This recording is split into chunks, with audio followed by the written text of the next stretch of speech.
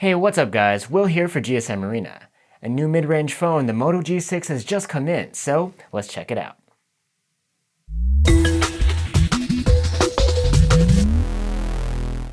First off, let's see what's in the box. We have the phone here, and it comes with a little bonus, a transparent plastic case.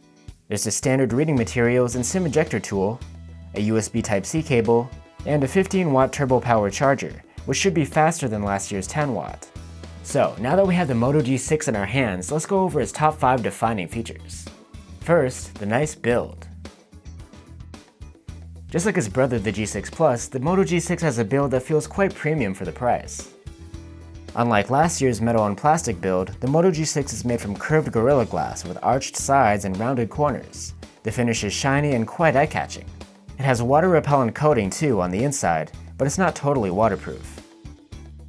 Noticeable is the trademark round camera bump, which houses dual cameras and looks a bit like an emoji. There's a fingerprint reader on the front that doubles as a home key. The navigation keys are located on screen though. At an unusual spot near the top is a single front-firing speaker, which also doubles as the earpiece. And for headphones, there is still a 3.5mm jack near the USB-C port, so no dongle needed here. Next, a tall screen. This year, the Moto G6 brings a 5.7-inch IPS LCD screen. It has a tall 18:9 aspect ratio, which is all the rage these days, and this screen looks good, with a sharp 1080p resolution. The colors pop and there's plenty of contrast, and there's no notch. Dual cameras. Another upgrade over last year is the rear dual camera setup.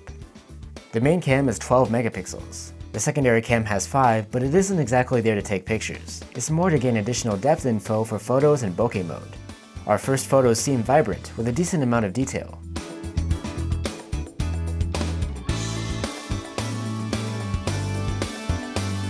Fast charging.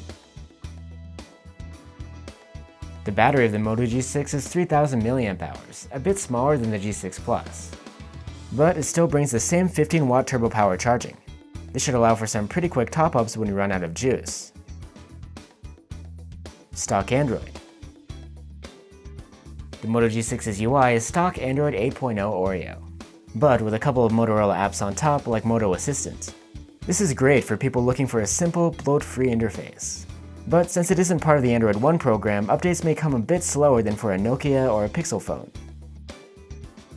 Processor. The Moto G6 runs on a Snapdragon 450 chipset, which gives decent performance for a mid-ranger. We didn't experience any major hiccups, and it should be powerful enough for the average user. Graphics-wise, it is a step down from the Snapdragon 630 the G6 Plus uses, but it should still bring the same great power efficiency. So there you have it guys, our full review of the Moto G6 is in the works. Let us know in the comments below if you have any specific questions you'd like us to answer.